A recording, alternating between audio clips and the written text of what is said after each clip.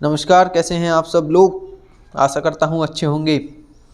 आज हम फिर से रॉबर्ट टी कियोसाकी द्वारा लिखित रिच डैड पुअर डैड पुस्तक के आगे के अध्याय को लेकर आए हैं।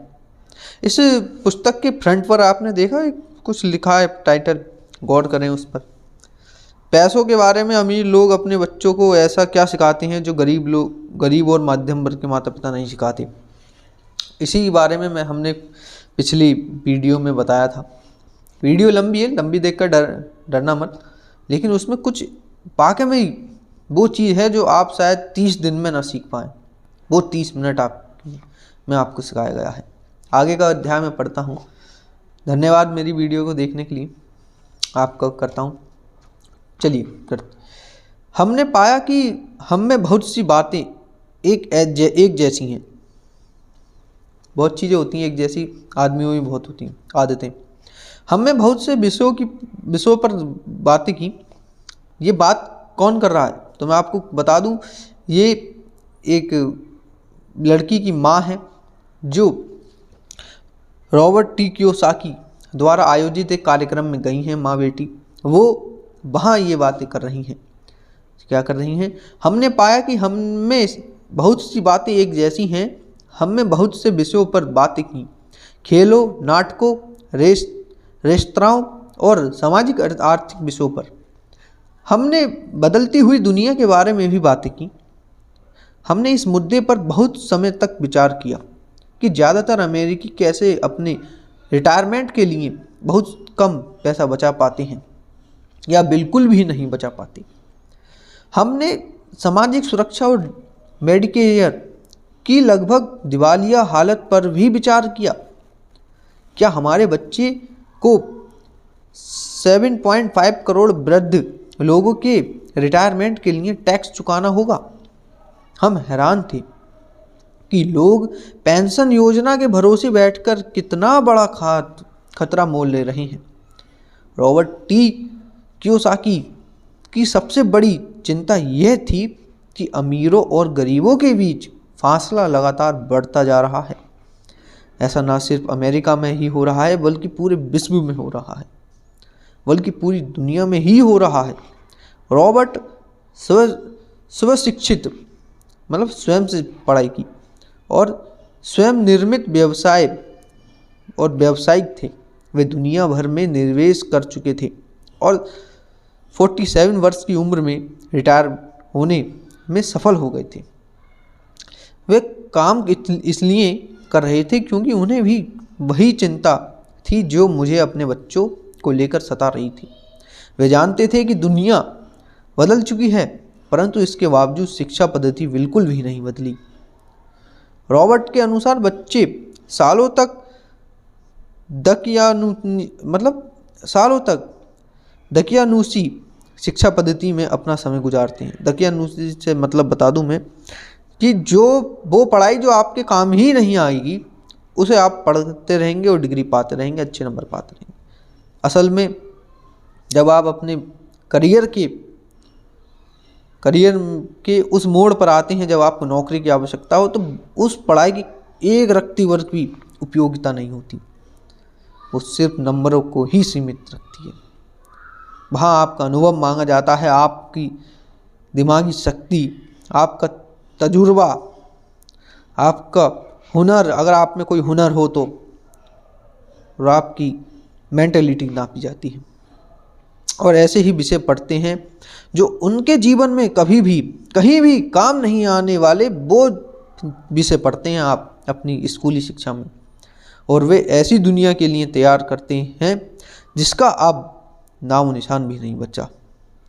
आज आप किस भी बच्चे को जो सबसे खतरनाक सलाह दे सकते हैं, किसी बच्चे को जो सबसे खतरनाक सलाह दे सकते हैं वह यह है, स्कूल जाओ, अच्छे नंबर लाओ और कोई सुरक्षित अच्छी नौकरी ढूंढो, सरकारी हो तो सोने पे सुहागा। उन्होंने कहा यह पुरानी सलाह है और यह खराब सलाह है। अगर आप ये देख सकते हैं और अगर ये आप एक गलती से किसी बच्चे को दे भी रहे हैं तो आप बहुत बड़ी गलती कर रहे हैं। एशिया, यूरोप, दक्षिण अमेरिका में क्या हो रहा है, अपने भारत में ही ले लो, क्या हो रहा है। आप भी उतनी ही चिंतित होंगी या होंगे जितना कि मैं। एशिया, यूरोप, दक्षिण अमेरिका और भारत में तो साहब विदेशों को क्या कहें, अपने देश में ही देख लो, 12वीं तक वो पढ़ाई जाती है जो कहीं से कहीं तक मतलब की नहीं। आप कुछ विषय ऐसे भी पढ़ते होंगे तो शायद ही आपको नौकरी में कहीं काम आते होंगे, वो चैप्टर पढ़ते होंगे। चैप्टर पढ़े साहब, जीवनी पढ़ ली हमने। अब जीवनी वो कहाँ काम आई, मैंने भी पढ़ी है, कई विषयों में जीवनी पढ़ी है, कई विषयों में कहानियाँ पढ़ी हैं। कहानियों के बहुत बड़े बड़े पैराग्राफ लिखे हैं।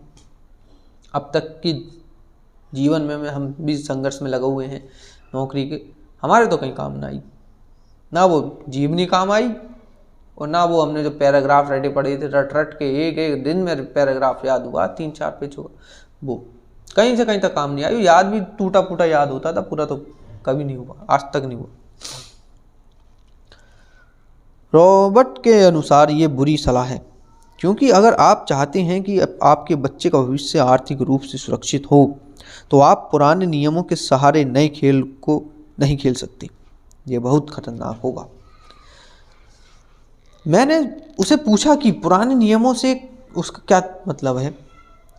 मेरी तरह के लोग अलग तरह के नियमों से खेलते हैं और आपकी तरह के लोग पुराने नियमों की लीक पर अब ही चलते रहते हैं।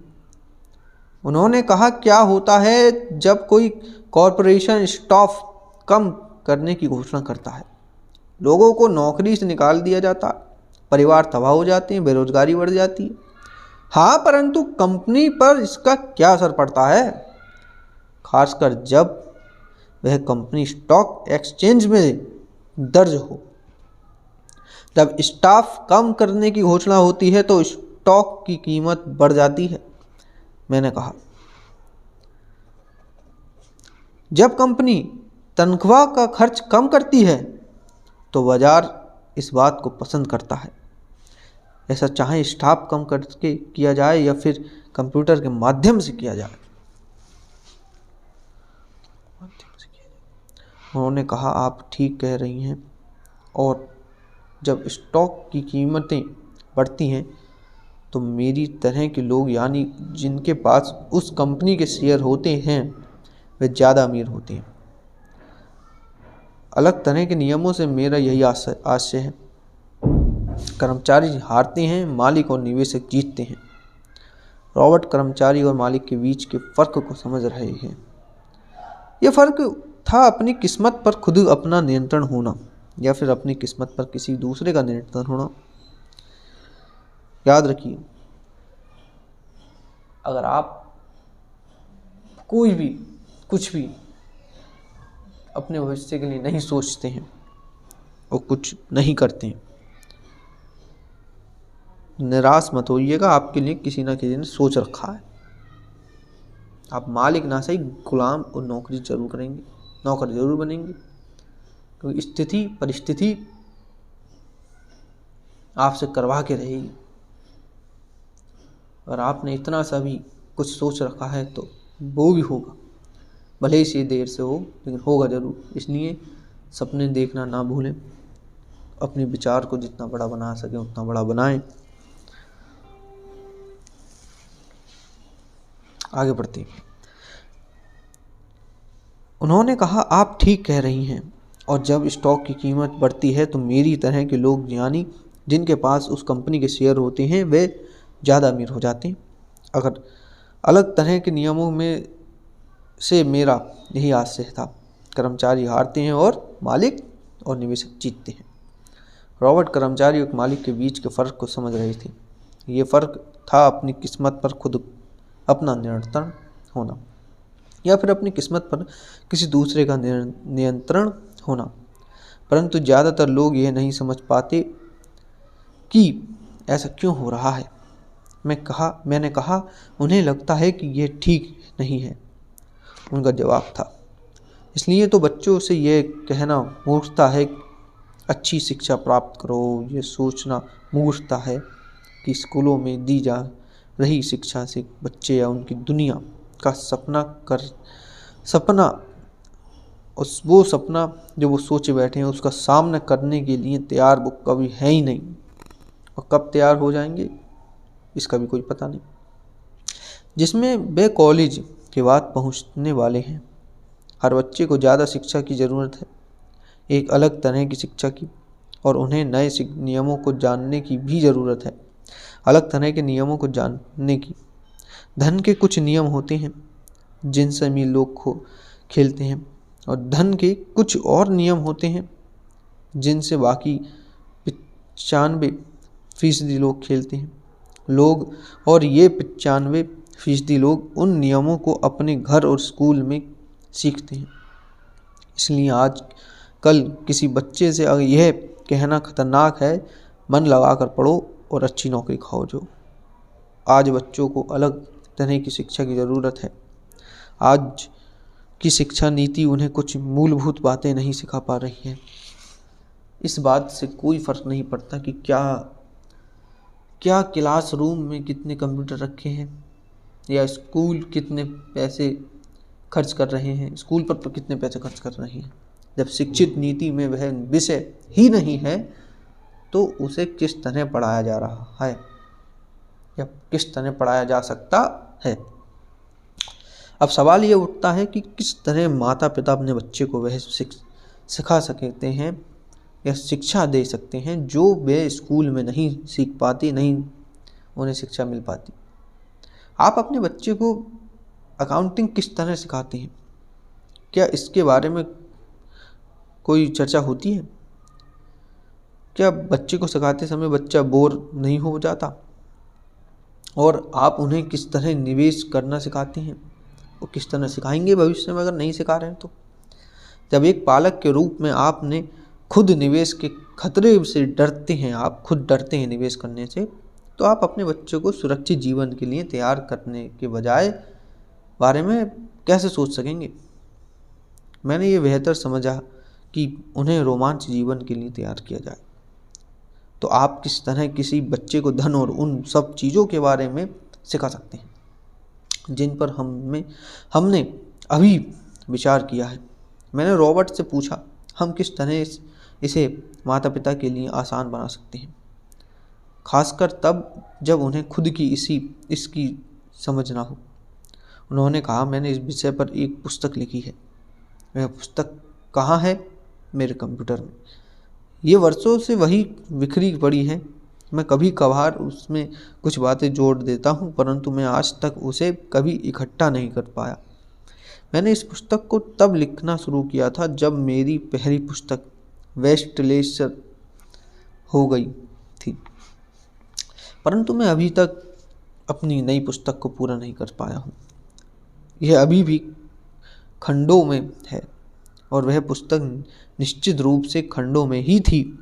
उन बेतरतीब खंडों को पढ़ने के बाद मैंने यह फैसला किया कि पुस्तक निश्चित रूप से बेहतरीन थी और समाज में इसकी बहुत ज़रूरत थी, खासकर ऐसे समय में जब दुनिया तेज़ी से बदल रही है। हम दोनों तत्काल इस निर्णय पर पहुँचे कि मैं रॉबर्ट की पुस्तक में एक सह लेखक बन जाऊं। मैंने उनसे पूछा कि उनके विचार से किस बच्चे को कितनी वित्तीय शिक्षा की ज़रूरत होती है। उन्होंने कहा कि यह बच्चे पर निर्भर करता है। अपने बचपन में ही उन्होंने ये जान लिया था कि वे अमीर बनना चाहते हैं और उन्हें एक ऐसे पिता स्वरूप व्यक्ति मिल गए थे जो अमीर थे और जो उनका मार्गदर्शन करने के इच्छुक भी थे। रॉबर्ट का कहना था कि शिक्षा ही सफलता की नींव है। जिस तरह स्कूल में सीखी गई बातें बहुत महत्वपूर्ण होती हैं, उसी तरह धन संबंधित समझे और बोलने की कला भी महत्वपूर्ण होती है। आगे की कहानी रॉबर्ट के 2 डैडियों के बारे में है, जिनमें से एक अमीर है और दूसरे गरीब हैं। इनके जरिए रॉबर्ट उन रहस्यों को बताएंगे जो उन्हें अपने जीवन में सीखे हैं। दोनों डैडियों के बीच का अंतर एक खास बात उजागर करता है। इस पुस्तक को मैंने बढ़ाया है, इसमें कुछ जोड़ा और घटाया है, और इसे व्यवस्थित करने का काम किया है। जो अकाउंटेंट इस पुस्तक को पढ़े उनसे मेरा यही अनुरोध है कि वे अपने किताबी ज्ञान को एक तरफ रख दें और अपने दिमाग में रॉबर्ट की सिद्धांतों को घुस जाने दें। हालांकि उनमें से कई सिद्धांत पहली नज़र में गलत लगेंगे, अकाउंट के सिद्धांतों की बुनियादी बातों को चुनौती देते लगेंगे, परंतु ये याद रखें कि वे एक महत्वपूर्ण दृष्टि देते हैं कि किस तरह सच्चे निवेशक अपने निवेश के फैसलों का विश्लेषण करते हैं। जब हम अपने बच्चों को स्कूल जाने, मेहनत से पढ़ने और अच्छी नौकरी पाने की सलाह देते हैं तो अक्सर हम ऐसे सांस्कृतिक आदतों के कारण करते हैं। सांस्कृतिक आदत होती है, हमारे पिता ने हमसे कहा, उनके पिता ने उनसे कहा, तो हमने भी कह दिया। ऐसा करना हमेशा सही चीज़ मानी गई है। जब मैं रॉबर्ट से मिली तो उनके विचारों में ने शुरू में तो मुझे चौंका दिया। दो डैडियों के साथ पले बड़े रॉबर्ट के सामने दो अलग अलग लक्ष्य होते थे। उनके पढ़े लिखे डैडी उन्हें कॉरपोरेशन में नौकरी करने की सलाह देते थे, उनके अमीर डैडी उन्हें कॉरपोरेशन का मालिक बनने की सलाह देते थे। दोनों ही कामों में शिक्षा की ज़रूरत थी, परंतु पढ़ाई के विषय बिल्कुल अलग थे। पढ़े लिखे डैडी रॉबर्ट को स्मार्ट बनने के लिए प्रोत्साहित करते थे, अमीर डैडी रॉबर्ट को यह जानने के लिए प्रोत्साहित करते थे कि किस तरह स्मार्ट लोगों की सेवाएं ली जाएं। तो डैडियों की होने से, मैं डैडी कह रहा हूँ आपको, डैडी का तो मतलब पता ही होगा, पिता, दो पिता होने, क्योंकि हमारी संस्कृति में कई बार दो नहीं होते, विदेशी कल्चर में दो डैडी दो पिता रख सकते हैं। दो डैडियों के होने से कई समस्याएं भी पैदा हुई। रॉबर्ट के असली डैडी हवाई राज्य में शिक्षा प्रमुख थे। जब रॉबर्ट 16 साल के हुए तो उन्हें इस बात की कोई खास चिंता नहीं सता रही थी कि अगर तुम्हें अच्छे नंबर नहीं मिले तो तुम्हें कोई अच्छी नौकरी नहीं मिलेगी। वे पहले से ही जानते थे कि उनके करियर का लक्ष्य था कॉरपोरेशन का मालिक बनना, ना कि उसमें नौकरी करना। सच तो यह है कि अगर हाई स्कूल में समझदार और मेहनती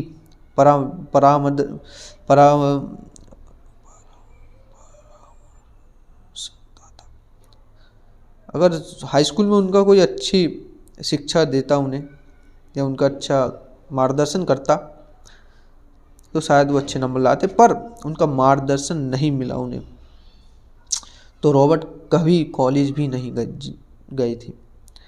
वे इस बात को मानते थे, वे दौलत कमाने के लिए बेताब थे, परंतु वे आखिरकार मान ही गए कि कॉलेज की शिक्षा से भी उन्हें फायदा हो सकता है।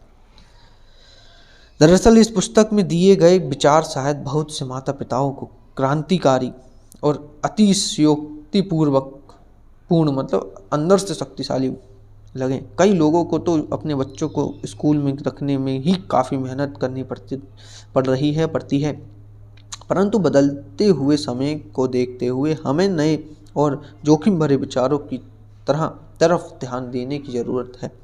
अपने बच्चों को कर्मचारी बनने की सलाह देने का मतलब यह है कि हम उन्हें ज़िंदगी भर अपनी खून पसीने की कमाई से इनकम टैक्स और भी ना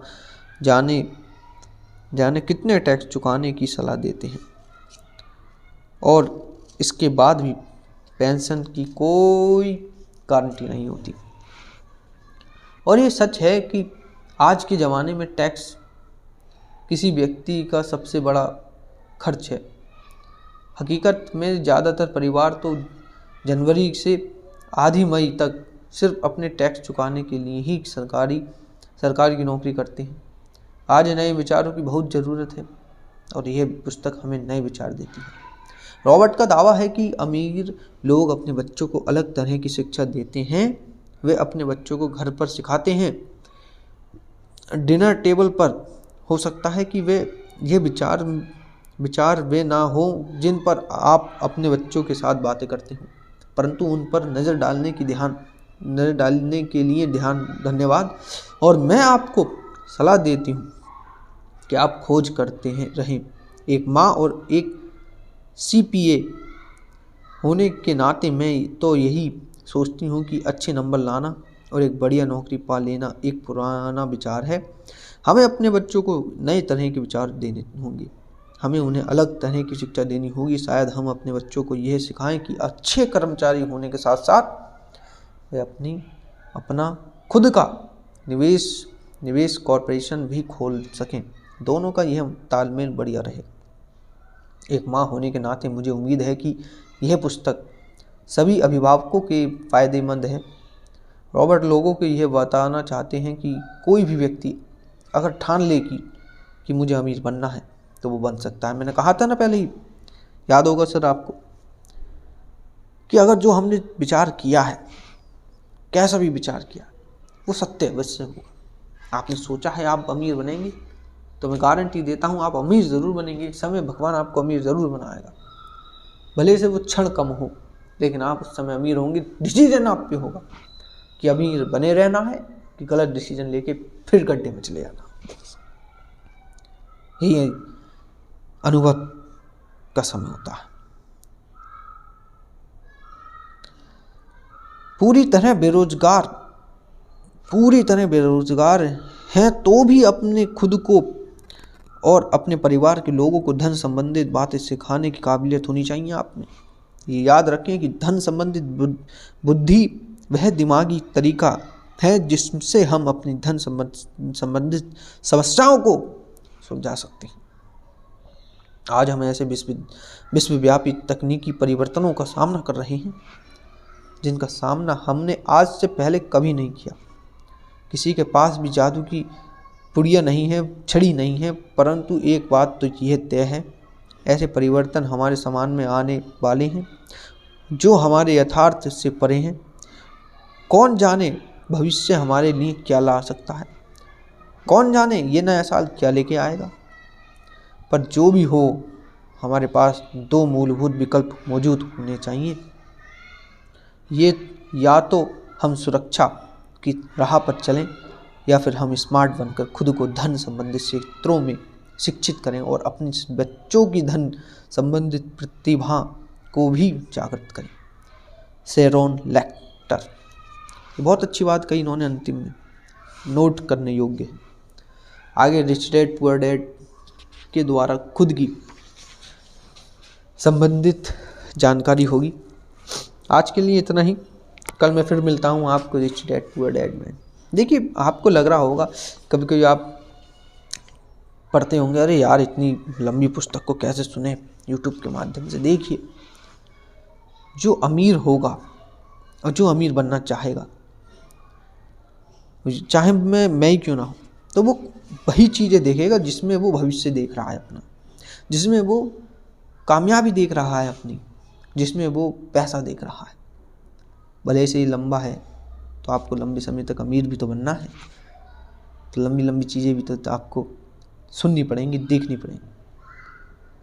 आज के लिए बस इतना ही। धन्यवाद। वीडियो को लाइक जरूर कर दीजिएगा, बहुत आभार होगा। और इसमें क्या सुधार करना है मुझे ये कमेंट बॉक्स में जरूर लिखिएगा। आपकी बड़ी कृपा हो। धन्यवाद। Thank you. जय हिंद।